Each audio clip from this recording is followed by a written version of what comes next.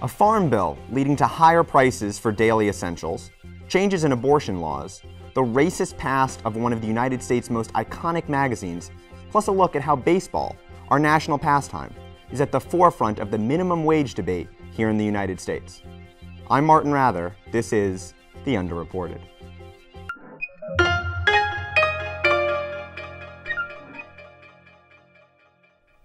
Before we go to our national correspondents, we begin with a segment we call Something You Might Have Missed. The Save America's Pastime Act is part of the $1.3 billion omnibus spending bill passed by Congress last week. As the name suggests, this provision relates to baseball, specifically minor league baseball. And it may end up being a turning point in the national discussion over the minimum wage. Let's read the provision and then explain what it actually means. This is the application of the Fair Labor Standards Act to minor league baseball players. Quote, any employee employed to play baseball who is compensated pursuant to a contract that provides for a weekly salary for services performed during the league's championship season, but not on spring training or the off-season, at a rate that is not less than a weekly salary equal to the minimum wage under Section 6A for a work week of 40 hours, irrespective of the number of hours the employee devotes to baseball-related activities. End quote. Here's what that means. If you're a baseball player, you will be paid as if you have a 40-hour work week and will get no overtime pay, regardless of how many hours you spend working on baseball-related activities.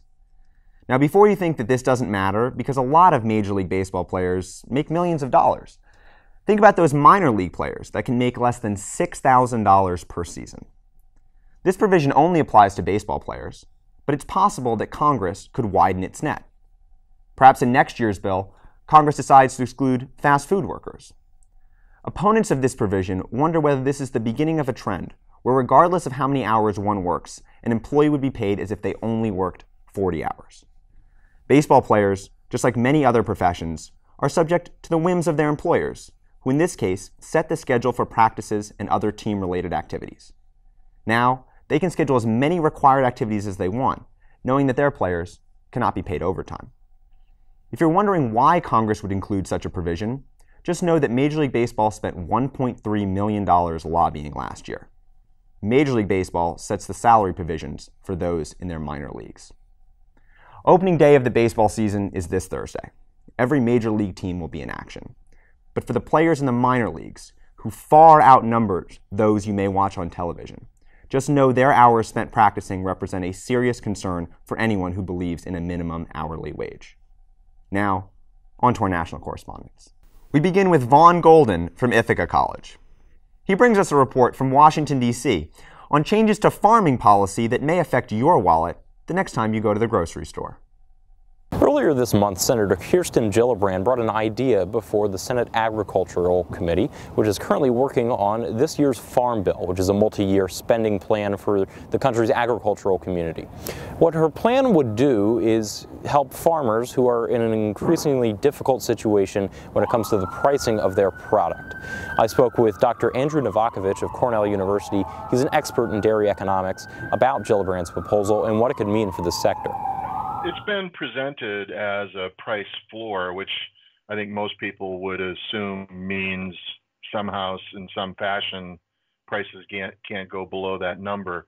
That isn't really what it is. It's what's called an income subsidy, which means if prices go below that threshold that she's identified, you get a check from the government that doesn't pay the full difference. It only pays 40% of the difference. The dairy sector is struggling. Farmers are finding it harder and harder to make ends meet as their prices of their product go lower and lower. Now, Gillibrand's proposal is not exactly a price floor. A price floor would artificially set that price, and you would see it reflected in a higher cost of the gallon of milk you pick up at the grocery store. Instead, it's an income subsidy, which would be a check essentially delivered directly to the farmers from the federal government. So you would see a cost rise, however, that cost you would not see at the grocery store. You would see it on your federal taxes. And my guess is that particular proposal would be very expensive and probably way more expensive than the current budget for dairy programs allows. So from that standpoint, it's got kind of an uphill battle. The Senate Ag Committee will continue discussing the Farm Bill when it comes back from spring break, and dairy will likely play a large part in those discussions. From the Capitol, I'm Vaughn Golden, the Underreported. Welcome to the program, Vaughn. Next, we turn to Robert Sherman of DePaul University in Indiana for another update on changes to state abortion laws, this time in Iowa. Roe v. Wade was a landmark Supreme Court decision in 1973, which ultimately ruled that women under 14th Amendment protections are constitutionally entitled to an abortion. But Roe v. Wade has been challenged in years past in the Iowa State Legislature, and that challenge has been renewed once again, as the Iowa State Senate has just recently passed a heartbeat bill, which would ultimately mean that once a heartbeat can be detected in a fetus, an abortion is no longer allowed.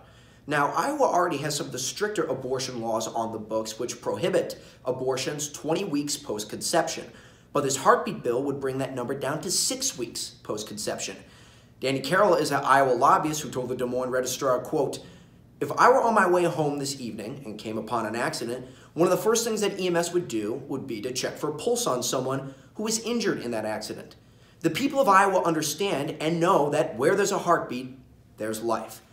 Iowa House Democrats, however, say that this is a violation of the Roe v. Wade decision and the 14th Amendment, and that this piece of legislation will never get past the courts. But the Iowa Senate has already passed the bill, and it looks like the Iowa House is gearing up to pass it as well.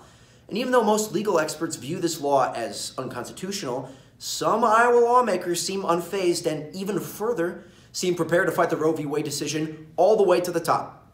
We here at the Unreported will keep you updated as this story develops. Reporting from Greencastle, Indiana, this is Robert Sherman for the Underreported. National Geographic. It's one of the United States' premier institutions, known for its pioneering reporting of the natural world. However, their new editor-in-chief requested an investigation into the magazine's problematic past. Katie Filling from Penn State University has reports of the findings. National Geographic took a look back at their 130-year history and found that a lot of their content was racist and stereotypical. A letter from the editor-in-chief, Susan Goldberg, appeared in the most recent issue of the magazine and says National Geographic asked a history professor to investigate their coverage of race-related content. The letter says Professor John Edwin Mason of the University of Virginia found the magazine, quote, all but ignored people of color who lived in the United States, rarely acknowledging them beyond laborers or domestic workers. He went on to say, quote, meanwhile, it pictured natives elsewhere as exotics, famously and frequently unclothed, happy hunters, noble savages, every type of cliche. Goldberg says in order to rise above our past, we must acknowledge it. So that's what National Geographic did. Goldberg states in the letter that it hurts to share the appalling stories from the magazine's past, but when we decided to devote our April magazine to the topic of race, we thought we should examine our own history before turning our reportorial gaze to others. As the 10th editor-in-chief, she says she wants future editors to look back at National Geographic's past with pride, not only about the stories that they cover, but about the diverse group of writers, editors, and photographers behind the work. In State College, I'm Katie Filling for the Underreported. We'll end by looking back and then looking forward.